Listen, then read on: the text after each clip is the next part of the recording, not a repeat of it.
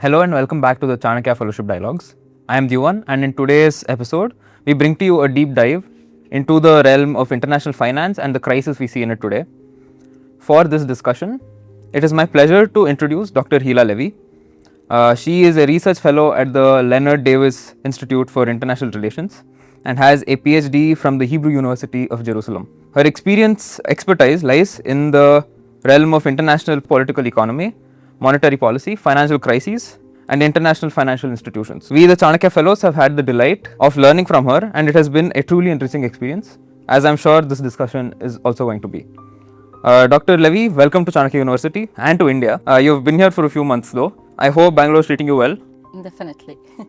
Glad to hear. I would like to begin with a quote that you use often in our interactions. It is by the Korean economist Ha-Ju Chang, I believe, and it goes, "The economy is too important to leave to the economists." You hold this view throughout much of your research. You have argued that financial policy and the economy generally cannot be looked at in isolation, and that the socio-political context of a policy is just as important as the content of the policy itself. It is the general parlance view that economics is as close as a social science can get to an exact science. So why do you hold this somewhat contrarian view? Okay, this saying, it's a very interesting saying. Actually, it attributes to different scholars, but what it encapsulates is the very fact that finance and economics cannot be entirely separated from politics. So if we think about money is never merely, it is always connected to questions of resource allocation, of austerity, and of decision making. Even if we think about economic and financial institutions as technocratic, because of the fact that they carry technical work and their knowledge are very technical, still there are political and social questions involved. So we cannot completely and entirely separate the concept of economic and financial governance from the political level. I think what you just explained is more practical now than ever, considering how the 2020s have been one of the most volatile decades we've seen in a long time. It is becoming clear that dealing with economics in a very isolated and protected way from the rest of the society and geopolitics is not something that works. But as you mentioned, is it truly possible in theory for a purely technocratic or purely apolitical economic policy to exist? So let's take as an example international financial institutions. Again, they are experts, knowledgeable institutions. But their work is never only technical. If we take the IMF, the International Monetary Fund, so when the IMF provides financial assistance to countries with economic distress, so they usually require the countries receiving the financial aid to go over some structural reforms. And these structural reforms many times involve spending cuts.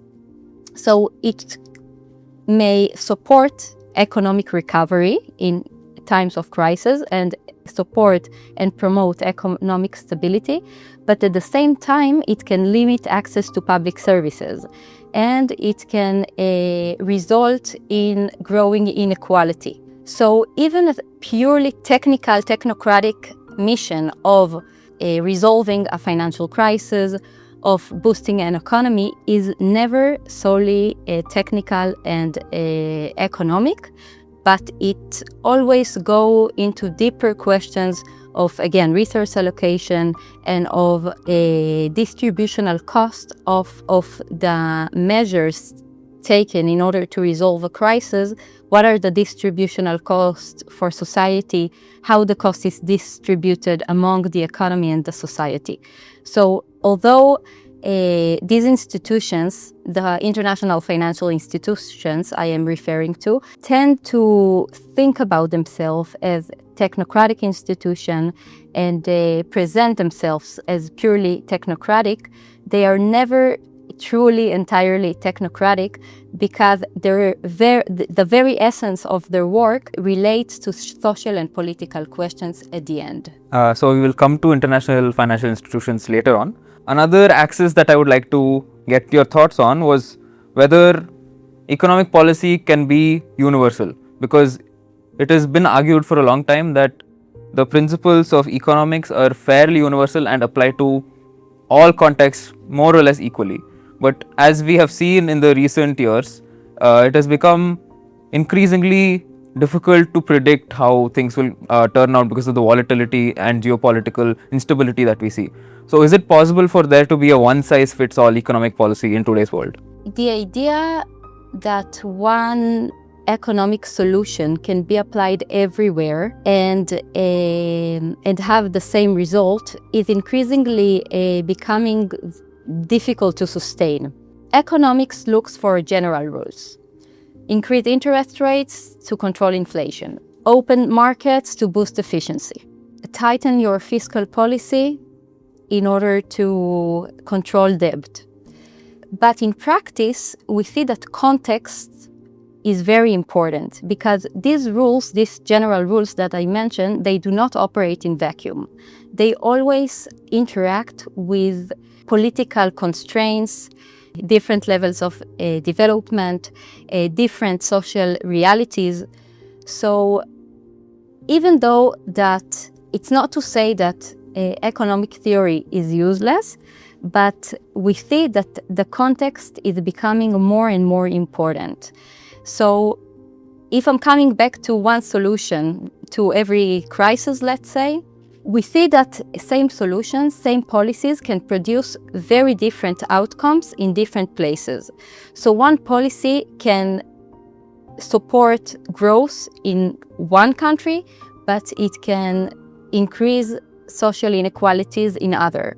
One country can promote growth, but a given policy can promote growth, but again, increase inequality in other places. So the context becomes central. Economic theory, it's still very important and valuable, but the context became central, and it is very important nowadays to be aware, to be sensitive to the local social, political, economic context in order to do it in a more efficient way. Has this recognition that context is very important, has it made its way into policymakers' headspace? Has it been adopted by international institutions and countries across the world? Do we see real-world examples of context becoming something that is central to policy? So I think that not perfectly, but I think that yes, there are much more awareness and sensitivity to the concept of context. And international financial institutions are growingly caring about the context and making effort to adjust their programs to the specific context.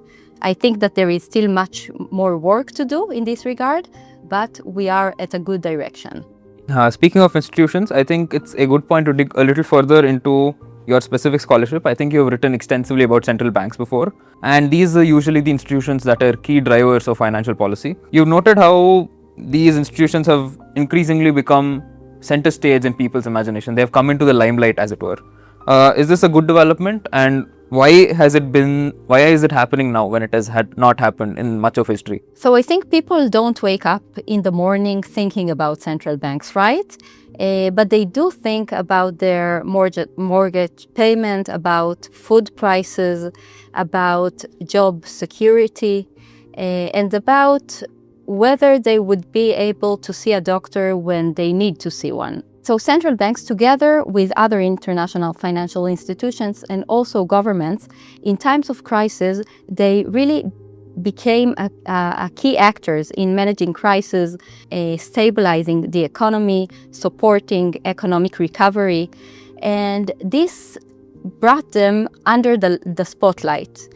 And people today are more knowledgeable about what central banks do, and they have more criticism towards these institutions. It does not mean that do not operate well, but it does mean that they are under more scrutiny, and the public today knows more about central banks, about what they do, and they have more opinion about it. And this is a good thing. This is not a bad thing. It is a good thing that people are more knowledgeable and that these institutions are under more criticism, because it makes them also reflect within themselves, become more transparent, and communicate better with the public. One of the reasons that could be pointed out for the reason that central banks have come into the spotlight is because they have become increasingly political, that governments try to impose their policy visions onto the central bank. This has been the case, for example, in India, where the government is seen to be too deeply involved with the central bank's policy making, which is not seen in some quarters as a positive thing. So how do we look at this in a broader global context? Is this something that is happening in other places too, and is it good development again, or is it something that needs to be done away with? So I think, yes, we see in the last decade certain backlash against central banks and financial institutions as a whole. But let's mention the concept of independence. So we want a more independent central bank, so the political level won't put too much pressure on it, and the central bank could carry its work, its task in a technical way without political intervention. So this is the rationale behind independent central bank, which is desired because history taught us that when politicians use monetary policy to gain popularity, the result is very bad. So we want the Western world want independent central banks. But yet again, we see that in the last 2 decades, at least, independence of central banks is being challenged. And we see more criticism and more conflict between the political level and central bankers. This is a good thing that there are some conflicts and some discussions, but the right way for it to be is that it would be inside, right? Inside doors.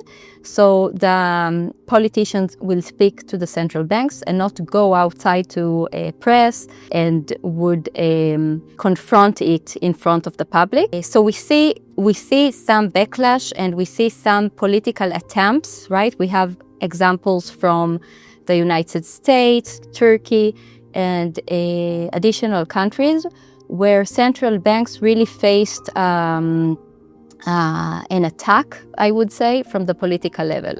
But independence is stronger than that. I mean, the independence of central banks is something that is set on the founding agreement in the legal framework of the country. So it's something that could be kept and survive 1, 2, 3 political attacks. But if the political level try to change from within the independence of the central bank, this is a different story. And then we are facing a real problem. It is correct to say that central banks are facing today more political pressure than before, and that political leaders do challenge their independence quite often nowadays. So one of the threats that central banks faces from the political establishment as such. Another, as we have discussed already, and that occurs recurringly in our previous interactions too, is that central banks are becoming unpopular with the public. That the public generally sees the central bank as an institution that is not doing its job right in many parts of the world. And this is not limited to any one region of the world as such. It is happening in all different parts like Europe and Africa, even Latin America. So what explains this negative attention that is being received by the central banks? Is it just a symptom of it being more in the public eye than before, or is there something more specific that is developed in recent years that has caused this? I think that in recent times, people have suffered quite several shocks, right? We had the global financial crisis, we had the COVID-19 pandemic, we had the energy shock following Russia's invasion to Ukraine. In times of such events, of such crises, so these are governments, central banks, and additional international financial institutions who come to the front and try to manage these events and these crises. So I think the thing is that economic expertise and a technocracy have suggested some economic solution and forecast that did not result in the life experience of people around the world.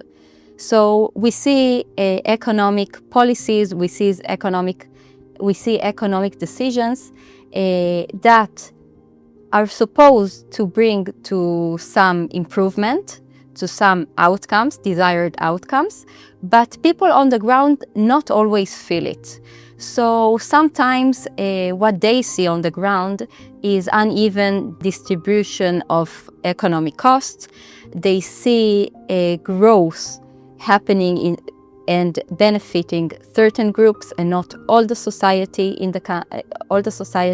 It's more about a gap between expertise to experience of life, gap between expertise to life experience of people on the ground.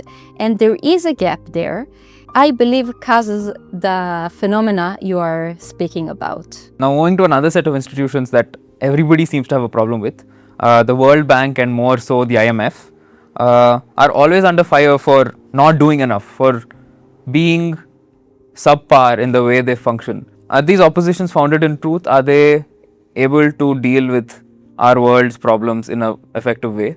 So both of the institutions that you mentioned are still very crucial institutions in today's international financial system. So the IMF, the International Monetary Fund, is very critical in times of financial and economic crisis, and the World Bank is very important in development processes.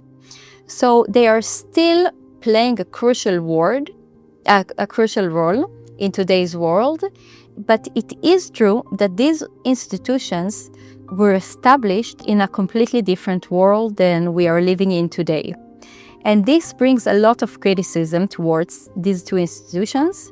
So some argue that they are too rigid in their policy frameworks. Some argue that they are too slow to respond to economic crisis. In the case of the IMF, in the case of the World Bank, that it is too slow in bringing development to some countries. And some argue also that they are too slow to change, that these institutions themselves understand that they should go through a process of change, but it is very difficult for them to actually go towards this progress.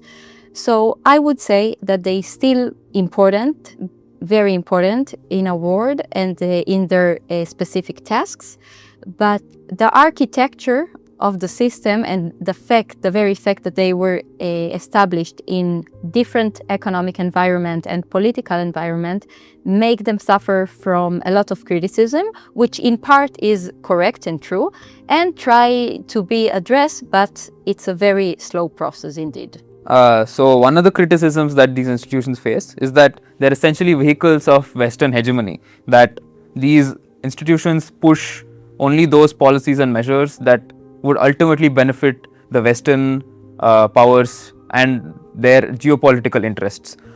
Is this founded in truth, and is this something that can be challenged in any way? Because it is an allegation that is made very often. So it is being challenged. We see that we have new international financial institutions, such as the New Development Bank, such as the Asian Infrastructure Investment Banks. And these institutions were established in order to address more infrastructure gaps. So this is, with no doubt, the IMF and the World Bank are facing the criticism that you mentioned. They still play a crucial role, but it is true that we need more. We probably need more than that. And how well are these new financial institutions performing in relation to the older generation of financial institutions? Because the New Development Bank, for example, and the Asian Infrastructure Development Bank that you mentioned, they're very new institutes, and even though they have seen fair success, they are sometimes criticized for having the same problems that the previous generation had. So yes, with the establishment of the new development bank and the Asian Infrastructure Investment Bank, we do see a shift, a significant shift, but I would say it's more of an evolution than revolution. These two financial institutions, they tend to present themselves as different, as distant from traditional lenders, and they are in a sense. So they put greater emphasis on infrastructure gaps. They offer faster approval of projects, less bureaucracy. But at the same time, if we look at these two institutions, they are similar in their finance practices to the well-established institutions such as the World Bank and the IMF.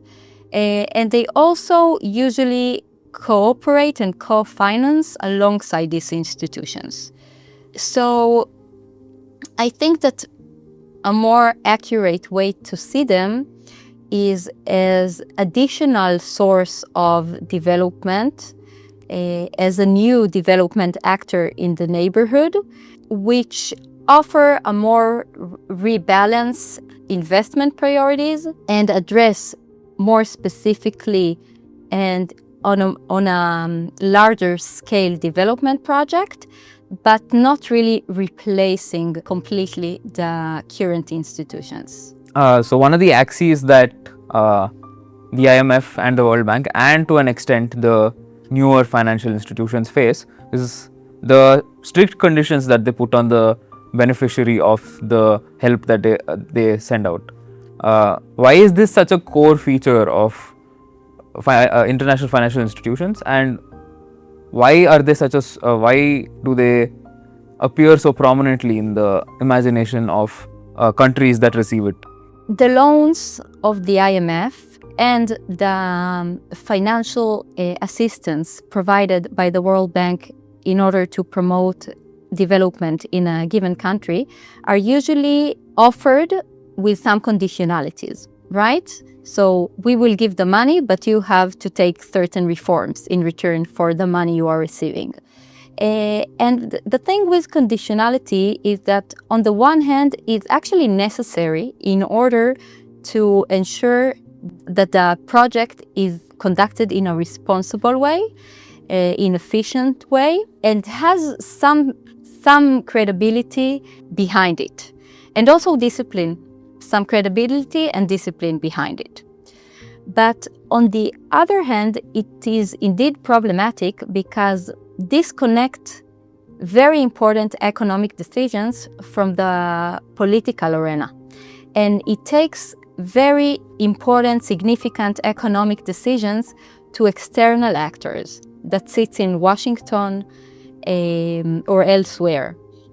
We feel uncomfortable with needing to take reforms that were instructed from above, from outside.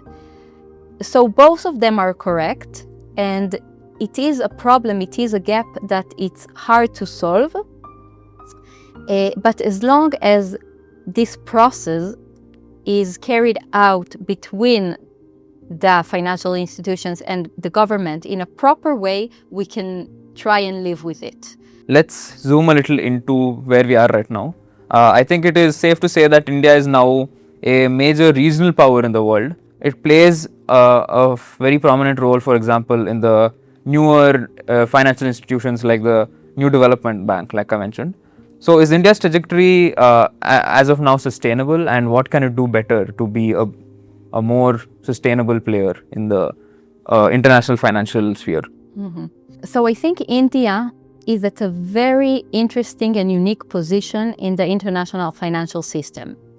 Because on the one hand, India is a growing, emerging power. So it has the capacity to shape economic debates and economic institutions. But on the other hand, India still faces major development challenges, such as poverty, poor infrastructures, inequalities, and so on and so forth. and it still heavily depends on the financial aid provided by international financial institutions. It's a leader, but also a recipient of international aid, and this places India in a very special and hybrid position. So growing power, but still dependent on the assistance of external actors. So I think this is what's very interesting and unique regarding India in this regard. That's a very nuanced perspective, I would say. Now, if I may, I would like to conclude by asking you about your journey into this field. What brought you into the field of political economy and international finance? And this would be great to hear because a lot of us would also like to get into academia in this regard. So it would be great to hear from you about that. All right. So actually, I was living in Spain during the Euro area crisis in 2009. And Spain was one of the countries most affected by the crisis. What was very interesting for me to see while living there is that decision made in Frankfurt, in the headquarters of the European Central Banks, how they generally really affect the lives of people in the small town I was living at. And this really sparked my interests in all the themes of international finance and of crisis management and of economic and financial policies. And it brought me to the field of international political economy and international finance. So are there any projects in the works with you right now that you would like to talk about?